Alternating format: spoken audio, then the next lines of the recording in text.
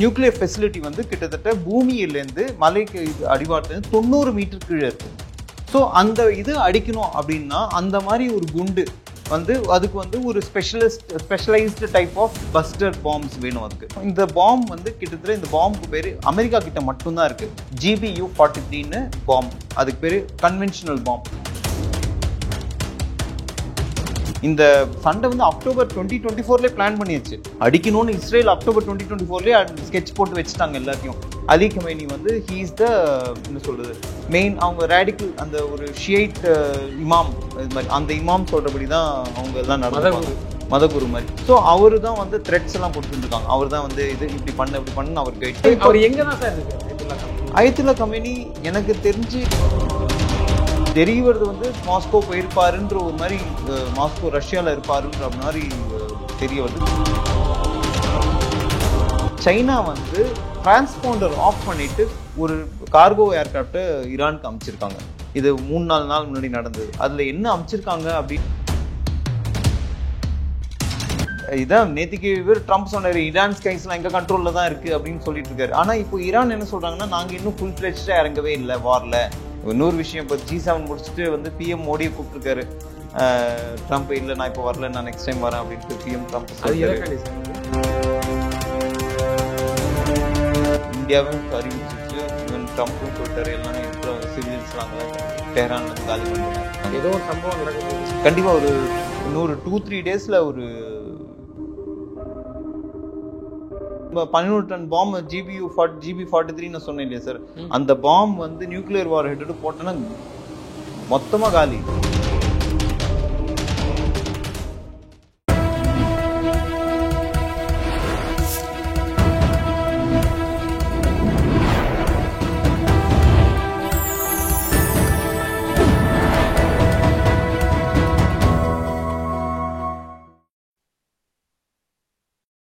Channel 5 Tamil நேயர்களுக்கு வணக்கம். இன்றைய நேர்காணலில் நம்மோடு பேச இருப்பது முன்னாள் விமானப்படை அதிகாரி விஜயகுமார் தேவ் அவர்கள். சார் வணக்கம். சார் வணக்கம். சேனல் 5 நேயர்களுக்கு. சார், உச்சக்கட்ட பதட்டம், எல்லா நாடுகளும் ஈரான்ல இருந்து வெளியேறுங்க சொல்லிட்டாங்க. இந்தியா, சீனா எல்லாருமே சொல்லிட்டாங்க. கமேனியை நாங்கள் முடிச்சிருவோம், அமெரிக்கா எச்சரிக்கை கொடுக்குது, இந்த அக்ரிமெண்ட்ல நீங்கள் சைன் போடுங்க, நான் வான் பண்ணுறேன், அவர் எங்கே இருக்காருங்கிறது முதல் கொண்டு எனக்கு தெரியும்ட்டு. இப்போ என்ன நடக்குது, என்ன நடந்துட்டு இருக்கு சார்? ஓகே, இஸ்ரேல் ஈரான் வார் வந்து ஜூன் 13ஆம் தேதி ஆரம்பிச்சது ஃபர்ஸ்ட் பாம்பிங். ஸோ இது ஆப்ரேஷன் ரைசிங் லைன் அப்படின்ற ஆப்ரேஷனில் அவங்க இஸ்ரேல் ஆரம்பித்தாங்க. இது எதுக்கு ஆரம்பித்தாங்க அப்படின்னா, அதாவது இந்த 3 விஷயங்களுக்கு ஆரம்பிச்சு. ஒன்று, அவங்களோட நியூக்ளியர் ஃபெசிலிட்டிஸ் அழிக்கணும். ரெண்டாவது, அவங்க மிலிட்ரி ரெஜிம், மிலிட்ரி லீடர்ஷிப் அழிக்கணும். மூணாவது, அவங்க மிலிட்ரி இன்ஸ்டாலேஷன்ஸ் தான் டார்கெட்டட் கில்லிங்ஸ். இது 3 தான் பண்ணணும்னு இஸ்ரேல் ஆரம்பித்தாங்க.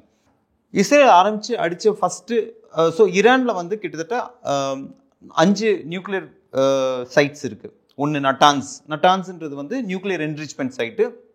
இன்னொன்று ஃபோர்டோன்றது நியூக்ளியர் என்ரிச்மெண்ட் சைட்டு. அராக்குன்றது வந்து நியூக்ளியர் அசம்பிளிங், அந்த அசம்பிள்லாம் பண்ணி வெப் ஹெட்ஸ்லாம் அசம்பிள் பண்ணி சைட் இருக்குது. இன்னொன்று வந்து இன்னொரு 3-4 இந்த தப்ரீஸ்கில் ஒன்று இருக்குது, இன்னொன்று ஹெஷான் ஒன்று கீழே. ஸோ இந்த இடத்துலலாம் வந்து நியூக்ளியர் வெப்பன்ஸு, பேலிஸ்டிக் மிசைல்ஸு எல்லாமே ஸ்டோர் பண்ணுறது. மெயினாக வந்து அவங்க டார்கெட் பண்ணுற இடம் வந்து நட்டான்ஸில் வந்து நியூக்ளியர் என்ரிச்மெண்ட், அதாவது அது வந்து அந்த நியூக்ளியர் என்ரிச்மெண்ட் சைட் வந்து பூமியிலேருந்து 9 மீட்டருக்கு கீழே இருக்குது நட்டான்ஸ்னு. அதை பாம்பு பண்ணிட்டாங்க. ஃபஸ்ட்டு பாம்பிங் பண்ணும்போது அதை பாம்பு பண்ணிட்டாங்க. நியூட்ரியன் அந்த ரியாக்டர்ஸ் வந்து இப்போதைக்கு செயலிழந்து கிடக்குது. அது அப்படியே லீக்கேஜ் ஆகலை. IAEA பார்த்துட்டாங்க, அது லீக்கேஜ் ஆகலை, பட் செயலிழந்து கிடக்குது. இன்னொன்று வந்து ஃபோர்டோன்னு ஒரு இடம் வந்து அதோட ஸ்பெஷாலிட்டின்னா அது மலைகளுக்கு நடுவில் இருக்குது. அண்ட் அந்த நியூக்ளியர் ஃபெசிலிட்டி வந்து கிட்டத்தட்ட பூமியிலேருந்து மலைக்கு அடிவாரத்துலேருந்து 90 மீட்டர் கீழே இருக்குது. ஸோ அந்த இது அடிக்கணும் அப்படின்னா அந்த மாதிரி ஒரு குண்டு வந்து அதுக்கு வந்து ஒரு specialised type of buster bombs வேணும். அதுக்கு பங்கர் பஸ்டர் சொல்லிட்டு, பங்கர் பஸ்டர் நார்மல் அது வந்து கிட்டத்தட்ட 10 metre 20 metre, maximum 5 metre 10 metre 20 metre 25 மீட்டருக்கு கீழே அடிக்கிற மாதிரி நமக்கு யாருக்கிட்டையும் இல்லை. இது வந்து இதுக்கு ஒரு ஸ்பெஷல் டைப் ஆஃப் பாம்பு வேணும். இந்த பாம்பு வந்து கிட்டத்தட்ட இந்த பாம்புக்கு பேர் அமெரிக்கா கிட்ட மட்டும்தான் இருக்குது. GBU-43ன்னு பாம், அதுக்கு பேர் கன்வென்ஷனல் பாம். அது GBU-43. அந்த பாம் வந்து சாதாரணமாலாம் பிளேனில் மாட்டிலாம் இது பண்ண முடியாது. அது வந்து C-130 ஹெர்குலஸ் ஏர்கிராஃப்டில் வச்சு அதுலேருந்து ஆப்ரேட் பண்ணி அதில் ட்ராப் பண்ணுவாங்க அந்த பாம்பு லொக்கேஷனில். இப்போ இந்த ஃபோர்டோன்ற நியூக்ளியர் என்ரிச்மெண்ட் பிளான் வந்து கிட்டத்தட்ட பூமியிலேருந்து 90 மீட்டர் கீழே இருக்கு. ஆனால் உலகத்திலேயே 60 மீட்டர் வரைக்கும் அமெரிக்கா கிட்ட தான் லேட்டஸ்ட் பங்கர் பஸ்டர்ஸ் இருக்கு. எல்லாமே மேக்ஸிமம் டெப்த் போய் அடிக்கிற அளவுக்கு பங்கர் பஸ்டர்ஸ் வந்து அமெரிக்கா கிட்ட, அதுவே வந்து 60 மீட்டர் தான் அடிக்க முடியும், 90 மீட்டர் அடிக்க முடியாது. ஆனால் இதுக்கு வேற ஏதாவது வழிகள் கண்டுபிடிச்சு அடிக்கிறதுக்கு வழி இருக்கு. பட் இப்போதைக்கு அதனால தான் அமெரிக்காவோட ஹெல்ப் இப்போ இஸ்ரேல் கேட்குது. ஏன்னா அந்த ஃபோர்டோ வந்து என்ரிச்மெண்ட் பிளான்ட்டு, அந்த ஃபோர்டோவில் பண்ணுறது வந்து வார் ரிலேட்டட் அந்த நியூக்ளியர் அந்த யுரேனியம் என்ரிச்மெண்ட் பண்ணிட்டு இருக்காங்க. அந்த வார் ஹெட்ஸுக்கு வேண்டி அந்த நியூக்ளியர் என்ரிச்மெண்ட் பண்ணாங்க. அதனால தான் அந்த ஃபோர்டோவும் நட்டான்ஸும் அடிக்கணும்னு அவங்க வந்து கங்கணம் கட்டியிருக்காங்க.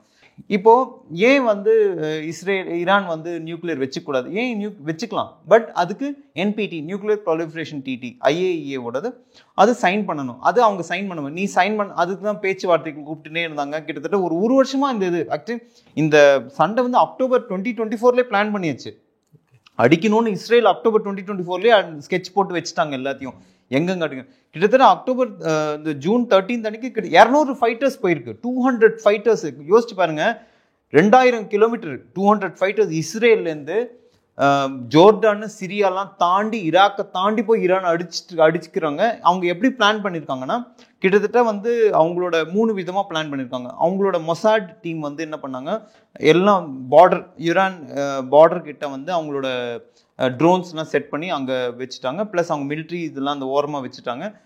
ஃப்ளைட்ஸ் அங்கேருந்து இது பண்ணியிருக்கு. ப்ளஸ் பாம்ஸ் இங்கேருந்து பேலிஸ்டிக் மிசைல்ஸ் அடிச்சிருக்காங்க. ஸோ இதை வச்சு 3 இதுவாக அவங்க போய் இது பண்ணியிருக்காங்க. இப்போ இஸ்ரேல் என்ன பண்ணாங்க, உடனே கிட்டத்தட்ட அடுத்த நாள் என்ன பண்ணாங்க, கிட்டத்தட்ட 100 பேலிஸ்டிக் மிசைல்ஸ் அடிச்சாங்க. இதுல என்ன ஸ்பெஷாலிட்டினா இஸ்ரேல் பண்ணது, அவங்க டார்கெட்டட் கில்லிங்ஸ் அவங்களோட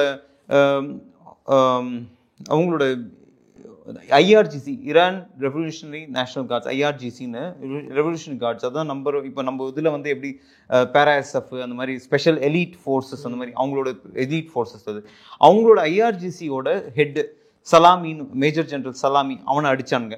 அப்புறம் அவங்களோட ஆர்மி சீஃப் ஜெனரலையும் கொலை பண்ணாங்க. அதுக்கப்புறம் இன்டெலிஜென்ஸ் சீஃப் அவங்களோட இன்டெலிஜென்ஸ் சீஃப் அலி கமேனி இருக்காங்க, அயத்துல்லா அலி கமேனி இருக்காங்க, இப்போ ரேடிக்கலிஸ்ட் லீடர்.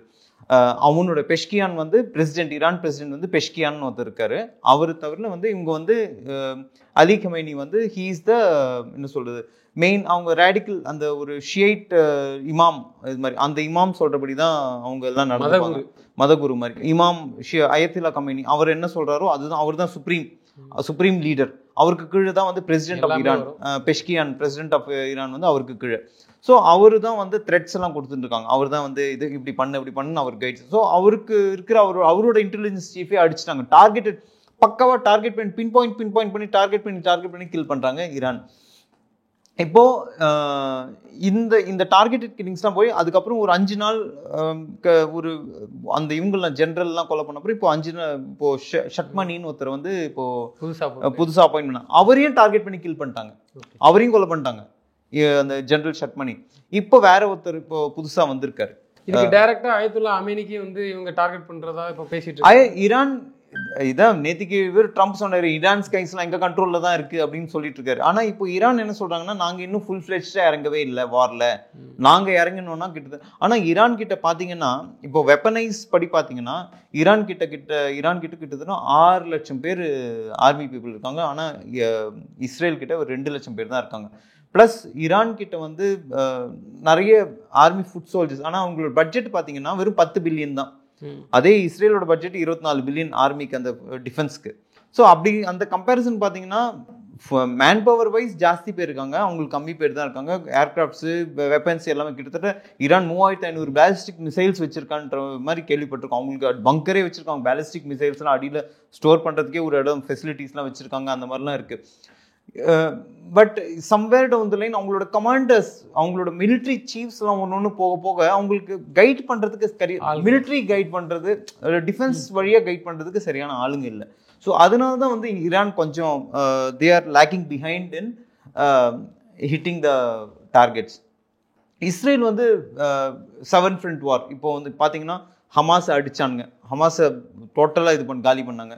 ஹெஸ்புல்லா இந்த பக்கம் லெபனன் சைடில் நார்தன் சைடில் ஹெஸ்புல்லா, இந்த பக்கம் ஹமாஸு, அந்த பக்கம் ஹவுத்தீஸு, எல்லாரையும் அது கிட்டத்தட்ட ஒரு 7 ஃப்ரண்ட்ஸில் சண்டை போட்டுருக்கு. இந்த பக்கம் சிரியாவோட கோலான் ஹைட்ஸ்லேயும் சிரியாவோட சண்டை போட்டுருக்காங்க, ஐசிஸ் கூட சண்டை போட்டுருக்காங்க. அப்புறம் ஜமாரியான்னு வந்து ஒரு இது அவங்க கூட ஒரு ட்ரூப் அந்த சைடு இந்த ஜெருசலம் சைடில் அந்த அவங்க கூட ஒரு சைடில் ஒரு ஃப்ரண்ட்டில் சண்டை போட்டுருக்கு. ஸோ 7 பக்கம், இந்த பக்கம் இப்போ ஈரான், இப்போ இந்த பக்கம் இவ்வளோ வார்லையும் சஸ்டெயின் பண்ணுற அந்த அளவுக்கு அடிக்கிறாங்கன்னா கண்டிப்பாக யூஎஸ் பேக்கப் இல்லாமல் பண்ண முடியாது. யூஎஸ் கண்டிப்பாக பேக்கப் வெளிப்படையாகவே தெரியுது, வெளிப்படையாது. இப்போ என்ன சொல்லியிருக்காங்க, இப்போ ட்ரம்ப் என்ன சொல்லியிருக்காரு, யூஎஸ்எஸ் நிமிட்ஸ்னு one of the nuclear powered ship அதை இப்போ வந்து இதுக்கு அமைச்சிருக்காரு, மிடில் ஈஸ்ட்டுக்கு அமைச்சிருக்காரு. ப்ளஸ் KC-135 ஸ்டாட்டோ அந்த ஏர்க்ராஃப்ட் KC-135 ஏர்க்ராஃப்ட், அது வந்து ஃபியூலர் ஸ்ட்ராட்டோ ரிஃபியூலர் ஏர்க்ராஃப்ட் அது பேர். அந்த வந்து 30 ஏர்க்ராஃப்ட் இப்போ வந்து ஸ்காட்லாண்டு, ஸ்பெயின் அங்கெல்லாம் அமைச்சிருக்காரு. ஏன்னா இதெல்லாம் சப்போர்ட் பண்ணணும். யூஎஸ்எஸ் நிமிட்ஸ் அமைச்சிருக்காரு, இன்னும் 2 வார்ஷிப்ஸ்லாம் அமைச்சிருக்காரு, கோர் ஃபைட்டிங் குரூப் ஷிப்ஸ் எல்லாம் கொஞ்சம் அமைச்சிருக்காரு. ஸோ கிட்டத்தட்ட நீங்கள் பார்த்தீங்கன்னா யூஎஸ் கிட்ட மட்டும் கிட்டத்தட்ட ஒரு 7-8 கண்ட்ரீஸில் அவங்களோட பேஸ் இருக்குது. ஃபார் எக்ஸாம்பிள் இதில் ஓமானில் பார்த்தீங்கன்னா பேஸ் இருக்குது, பஹ்ரைனில் அவங்களோட பேஸ் இருக்குது, குவைட்டில் அவங்களோட யூஎஸோட பேஸ் இருக்குது, யுஏஇயில் பேஸ் இருக்குது, சவுதி அரேபியாவில் பேஸ் இருக்குது, ஜோர்டானில் பேஸ் இருக்குது, இதில் கட்டாரில் பேஸ் இருக்குது. 7 கண்ட்ரி மிடில் ஈஸ்ட்லேயே 7 கண்ட்ரியில் கிட்டத்தட்ட ஒவ்வொரு இதுலேயும் வந்து 1000, 2000, 9000. குவைட்டில் பார்த்தீங்கன்னா 9000 பேர் இருக்காங்க, யுஏஇயில் ஒரு 2000 பேர், அந்த மாதிரி கிட்டத்தட்ட பார்த்தீங்கன்னா 20000 பேர் அவங்க யூஎஸ் ட்ரூப்ஸே இருக்காங்க. எங்கே இந்த இடத்துலலாம் ஈராக்கில் வச்சுருக்காங்க, சிரியாவில் ஒரு 900 பேர் இருக்காங்க, ஈராக்கில் ஒரு 1500 பேர் இருக்காங்க. ஸோ யூஎஸ் ட்ரூப்ஸ் இத்தனை பேர் இருக்கும்போது இது வரைக்கும் ஆனால் ஈரான் வந்து யூஎஸ்ஸை டார்கெட் பண்ணி அடிக்கலை. ஏன்னா எத்தனை லொக்கேஷன்ஸ்லையும் யூஎஸ் ட்ரூப்ஸ் இருக்காங்க, ஆனால் யூஎஸ் ட்ரூப்ஸை டார்கெட் பண்ணல. ஆனால் என்னைக்கு அவங்க யூஎஸ் ட்ரூப்ஸை டார்கெட் பண்ண ஆரம்பிச்சாங்கன்னா துவம்சம் பண்ணிடுவாங்க. ஏன்னா அவங்கக்கிட்ட அத்தனை ஃபயர் பவரும் அந்த சைடு வச்சுட்டாங்க. ப்ளஸ் இப்போ ஒரு புதுசாக இங்கே ஒரு யூஎஸ் நிமிட்ஸ் வேறு அமைச்சிருக்காரு. ப்ளஸ் அந்த KC ஸ்டாட்டோஸ்பியர் ஒன்று அந்த இது இருக்குது ரீஃபியூலர், அதையும் அமைச்சிட்டாரு. ஸோ ஏர்க்ராஃப்ட் ரீஃபியூலிங்லேருந்து அவங்க ஷிப்லேருந்து கிட்ட 2 ஷிப்பு நிமிட்ஸில் மட்டுமே 100-150 ஃபைட்டர் ஏர்க்ராஃப்ட்ஸ் இருக்குது. இங்கே கட்டாரில் அவங்களோட ஏர்பேஸ் இருக்குது, ஃபைட்டர் பேஸ் இருக்குது. அந்த மாதிரி யுஏஇயில் இருக்குது, குவைட்டில் இருக்குது, எல்லா இடத்துலையும் அவங்களோட ஃபைட்டர் பேஸஸ், ஏர்க்ராஃப்ட்ஸு, ஷிப்ஸ் எல்லாமே இருக்குது. ஃபுல் ட்ரூப்ஸ் அவங்க ஃபுல் செட்டிங்கில் இருக்காங்க. சதாம் ஹுசேன் மாதிரி நிலைமை வரும் அப்படின்னு சொல்லி ஏன்னா அவர் எங்க தான் சார் இருக்காரு அயத்துல்லா கமேனி எனக்கு தெரிஞ்சு இப்போ ஈரான் பிரசிடென்ட் வந்து மாஸ்கோ போயிருக்கேன்னாரு. அயத்துல்லா கமேனி இப்போ ஊர்ல அவங்களுக்கு அங்க ஹைடிங்ல தான் இருக்காரு, வெளியில வரல. அவர் ஏதோ ஒரு ஹைடிங்ல தான் இருக்காரு. பட் ஓப்பனா இன்னும் தெரியல அவர் எக்ஸாக்ட் லொகேஷனு. பட் தெரியவது வந்து மாஸ்கோ போயிருப்பாருன்ற ஒரு மாதிரி, மாஸ்கோ ரஷ்யாவில் இருப்பாருன்ற மாதிரி தெரிய வருது. பட் அதே ரஷ்யா இப்போ கை விரிக்குது. அதான் அவர் எங்கே இருக்காருன்னு எக்ஸாக்டாக உங்களுக்கு தெரியல. ஆனால் ட்ரம்ப் சொல்கிறாரு, ஆனால் இவர் கொலை பண்ணணுன்றதுக்கு நாங்கள் ஆர்டர் பண்ணிட்டோம். ஆனால் இஸ்ரேல் வந்து அயத்துல்லா கமேனி கொலை பண்ணணும்னு பிளான் பண்ணிட்டாங்க. ஆனால் நாங்கள் தான் வேணாம், அவர் இது பண்ண வேணாம், தடுத்து வச்சிருக்கோம் அப்படின்ற மாதிரி அவங்க இது பண்ணாங்க. இப்போ G7ல இப்போ இன்னொரு விஷயம், இப்போ G7 முடிச்சுட்டு வந்து PM மோடியை கூப்பிட்டுருக்காரு ட்ரம்ப். இல்லை நான் இப்போ வரல, நான் நெக்ஸ்ட் டைம் வரேன் அப்படின்ட்டு PM ட்ரம்ப் சொல்லியிருக்காரு. அது ஜியோ பொலிட்டிக்கல் சிச்சுவேஷன்ஸ், நிறைய விஷயங்கள் அதெல்லாம் இப்போ டிஸ்கஸ் பண்ணுவோம். நம்ம இந்த இஸ்ரேல் வந்து இப்போதைக்கு இருக்கிற நிலைமையில அவங்களுக்கு வந்து ஒரு அப்பர் ஹேண்டு. ஏன்னா மெயின் வந்து அவங்களுக்கு பாம்ஸ்லேருந்து அவங்களுக்கு சப்போர்ட்லேருந்து எல்லாமே வந்து யூஎஸ் கொடுத்துட்ருக்கு. அதனால தான் அவங்களுக்கு வந்து இன்னுமே சஸ்டெயின் பண்ண முடியும். ஆனால் மறைமுகமாக ஒரு 3 நாள் முன்னாடி என்ன கேள்விப்பட்டோம் அப்படின்னா, சைனா வந்து டிரான்ஸ்பாண்டர் ஆஃப் பண்ணிட்டு ஒரு கார்கோ ஏர்கிராஃப்டை ஈரானுக்கு அமைச்சிருக்காங்க. இது 3-4 நாள் முன்னாடி நடந்தது. அதில் என்ன அமைச்சிருக்காங்க அப்படின்றது வந்து இன்னும் தெரிய வரல. ஆனால் இது வந்து மிலிட்ரி ஏர்கிராஃப்ட் வந்து சைனாவோட மிலிட்ரி ஏர்கிராஃப்ட் ஒன்று ஈரானுக்கு வந்திருக்கு, டெஹ்ரானுக்கு வந்திருக்கு அப்படின்னு ஒரு டிரான்ஸ்பாண்டர் ஆஃப் பண்ணிட்டு வந்திருக்குன்ற மாதிரி ஒரு இன்டெலிஜென்ஸ் சோர்ஸஸ் சொல்லியிருக்காங்க. அது கண்டிப்பாக அதில் வந்து ஒரு ஆர்மெண்ட்ஸ் எல்லாது மிசைல்ஸோ இல்லை ஏதோ ஒரு ட்ரோன்ஸ் என்ன அமைச்சிருக்காங்கன்றது இன்னும் வெளிப்படையே தெரியல. பட் இது மாதிரி வந்திருக்குன்னு ஒரு செய்தி. இப்போ லேட்டஸ்ட்டாக இன்றைக்கி நேற்றுக்கு என்ன சொன்னாங்கன்னா, எல்லாருமே கிளியராக சொல்லிட்டாங்க. இது மாதிரி இந்தியாவும் அறிவிச்சிருச்சு, ஈவன் ட்ரம்ப்பும் சொல்லிட்டாரு, எல்லாரும் இருக்கிற சிவிலியன்ஸ்லாம் அங்கெல்லாம் டெஹ்ரான்லேருந்து காலி பண்ணிட்டுங்க. இப்போ ஈரான் என்ன சொல்லியிருக்குன்னா, இப்போ கொஞ்ச நேரம் முன்னாடி ஒரு 1 hour முன்னாடி என்ன ரிலீஸ் விட்டுருக்குன்னா, ஈரான் வந்து டெல் அவீவ்லேருந்தும் ஜாஃபாலேருந்தும் ஹைஃபாலேருந்துலாம் எல்லாம் சிவிலியன்ஸ்லாம் வெளியேறிடுங்க, நாங்கள் பொறுப்பு இல்லை ஏதாவது ஆச்சுன்னா அப்படின்ற மாதிரி அவங்களும் அறிக்கை விட்டுருக்காங்க. ஏதோ ஒரு சம்பவம் நடக்க போகுது கண்டிப்பாக. ஒரு இந்த இன்னொரு 2-3 டேஸில் ஒரு ஃபுல் ஸ்கேல் இது ஒரு ஃபுல் ப்ளோன் வாரம் மாறிடுது. இப்போதான் கொஞ்சம் கொஞ்சமாக புகைச்சிட்டு இருக்கு. பட் இன்னொரு 2-3 டேஸில் ஒரு ஃபுல் ப்ளோன் வாரா மாறதுக்கு அதுக்குள்ளே அயத்துல்லா கமேனியை வந்து இஸ்ரேல் வந்து அவங்க சொன்ன மாதிரி ஒரு வேலை, ஏன்னா எல்லா லீடருமே வந்து தட்டிட்டு வராங்க, சொல்லி அடிக்கிறாங்க. இல்லை, ஆனால் அயத்துல்லா கமேனியை பண்ண மாட்டாங்க. ஏன்னா அது வந்து ஒரு பெரிய கிளர்ச்சியே இதுவாயிடும். ஒரு டிஃப்ரெண்ட்டாக அது வந்து ஒரு என்ன சொல்லுவாங்க, அயத்துல்லா கமேனி அடிச்சாங்கன்னா அங்கே இருக்கிற மக்கள்லாம் வந்து அவர் ஒரு இமாமா பார்க்குறாங்க. ஓகே, அது வந்து ஒரு பொலிட்டிக்கல் பீப்புள்ஸ் ரெவல்யூஷனாக மாறிடும். மக்கள் கிளர்ச்சியாக மாறி அது ஒரு டிஃப்ரெண்ட் ஆகிறதுக்கு வாய்ப்பு இருக்குது. ஆனால் இப்போ ஐஆர்ஜிசி அந்த IRNA Iran national news agency இருக்கு இல்லையா, அவங்களே தான் அவங்களோட ஹெட் குவார்ட்டர்ஸை நேற்றுக்கு அடிச்சிட்டாங்க. அவங்க எல்லாம் பயந்து ஓடுறாங்க. பட் எதுக்கு இப்போ என்னோட கன்டென்ஷன்னா யாரோ ஒருத்தர் வந்து பேச்சுவார்த்தை விட்டு கொடுக்கணும். சரி, ஓகே, நியூக்ளியர் வந்து நீங்கள் நல்ல விஷயத்துக்கு யூஸ் பண்ணுங்க அப்படின்னு தான் சொல்கிறாங்க. இப்போ இஸ்ரேலும் சரி யூஎஸும் சரி யாருமே வந்து நியூக்ளியர் பாம் வந்து உங்கள் தற்காப்புக்கு வச்சுக்கோங்க, 1-2 நீங்கள் டிஸ்க்ளோஸ் பண்ணுங்க, நியூக்ளியர் ப்ராலிஃபரேஷன் ட்ரீட்டில் சைன் பண்ணுங்க. சைன் பண்ணுறதுக்கு ஈரான் ரெடியாக இல்லை. அதனால தான் இவ்வளோ இந்த ஆப்ரேஷன் ரைசிங் லைனு. நீங்கள் வந்து ஒரு கண்ட்ரியை வந்து நீங்கள் எப்படி சொல்ல முடியும், நான் இந்த கண்ட்ரி இஸ்ரேலில் போயிட்டு ஈரான் சொல்கிறது நான் இந்த கண்ட்ரியே இல்லாமல் மேப்லேயும் இல்லாமல் வரைபடத்தில் இல்லாமல் நான் பண்ணிவிடுவேன் அப்படின்னும் போது அது வந்து it has a bad impact இல்லையா. ஸோ இதுதான் ஒரு மெயினான ஒரு கன்சர்ன். அதனால தான் வந்து இப்போதைக்கு வந்து ரொம்ப பாதிக்கப்பட வைக்கிற ஒரு செய்தி என்னன்னா, இதனால மக்கள் நிறைய பேர் அடிபடுறாங்க. பொதுமக்கள் நிறைய பேருக்கு இது இப்போ பாருங்க, இப்போ இது இந்த மிடில் ஈஸ்ட் வார் ஆச்சுன்னா ஃபியூல் ப்ரைஸஸ் இன்க்ரீஸ் ஆகும், petrol crude oil price increase ஆச்சுன்னா ஏன்னா எல்லாமே க்ரூட் ஆயிலோட பேஸ் பண்ணி தானே இருக்கு. ஆயில் இப்போ எல்லாமே இன்க்ரீஸ் ஆச்சுன்னா டிரான்ஸ்போர்ட்டேஷன் காஸ்ட் இன்க்ரீஸ் ஆச்சுன்னா எல்லா விலையும் உயரும் இல்லையா. இப்போது சாதாரணமாக இப்போ டிரான்ஸ்போர்ட் ட்ரெயின் விலை ஏறும், டீசல் விலை ஏறிச்சுன்னா டிரான்ஸ்போர்ட்டேஷன் சாமான் எடுத்துகிட்டு போகிறதுனா ஒரு காய்கறிலேருந்து எல்லாமே இதுவாகும் நம்மளுக்கு. ஸோ அதனால தான் வந்து இப்போது அண்ட் மோஸ்ட்லி ஈரான் வந்து இந்த கல்ஃப் ஆஃப் ஹார்மூஸ் அப்படின்னு ஒன்று இருக்குது, அதை வந்து கண்ட்ரோல் பண்ணதுக்கு ஈரான். நம்மளுக்கு பஸ்ரா இப்போ ஈராக்லேருந்தோ ஈரான்லேருந்து நம்மளுக்கு ஈரானோட இந்தியாவோட இன்வெஸ்ட்மெண்ட்ஸே நிறைய இருக்குது. கோதர் போர்ட்னு ஒன்று இருக்குது, சாரி சாபஹர் போர்ட்னு. கோதர் போர்ட் பாகிஸ்தான் சைடில் இருக்குது, சாபஹர் போர்ட் வந்து ஈரான் பக்கத்தில், அங்கேருந்து ஒரு 150-200 கிலோமீட்டர் டிஸ்டன்ஸில். ஸோ சாபஹர் போர்ட் வந்து இந்தியா மல்டி-மில்லியன் இன்வெஸ்ட்மெண்ட் பண்ணியிருக்காங்க. அதே மாதிரி ஹைஃபான்னு இஸ்ரேலோட ஹைஃபாலையும் இன்வெஸ்ட்மெண்ட். ஸோ இந்தியாவுக்கு வந்து ஈரானும் வேணும், இஸ்ரேலும் வேணும். ரெண்டுமே இப்போ இந்தியாவோட இன்வெஸ்ட்மெண்ட்ஸ் 2 கண்ட்ரிலையும் இருக்கு. ஏன்னா India is a good partner with Iran. ஆனால் திடீர்னு ஈரான் வந்து என்ன சொல்லுதுன்னா, இஸ்ரேல் எங்கள் மேலே நியூக்ளியர் பாம்பு போட்டால் பாகிஸ்தான் எங்களுக்காக போடுவாங்க அப்படின்னு ஒரு அறிக்கை விட்டாங்க. பாகிஸ்தான் தரப்புல நாங்கள் சொல்லவே இல்லைன்னு. ஸோ பாகிஸ்தான் கிட்டே இன்னும் எதாவது நியூக்ளியர் பாம்புன்றது வந்து ரெடி பண்ணி வச்சிருக்க மாட்டாங்க சார். அது வந்து ஒரு ஃபெசிலிட்டி ஒரு இடத்துல இருக்கும்.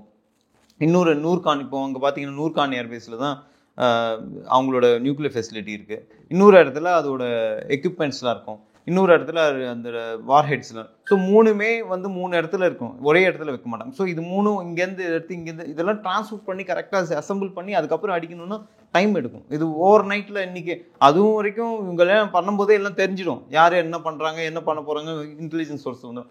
ஸோ அதனால் அவ்வளோ சீக்கிரம் வந்து இதெல்லாம் வந்து இல்லை. அந்த அணு அப்படி போட்டால் என்ன சார் நடக்கும்? அது ஏன் இவ்வளோ பயப்படும்? ஏன்னா பாலிஸ்டிக் மிசைல்லாம் அனுப்புகிறாங்க, அதுவும் வெடிக்குது. ஹிரோஷிமா போட்டாங்களே சார் அட்டாமிக் பாம், என்ன சார் ஆச்சு?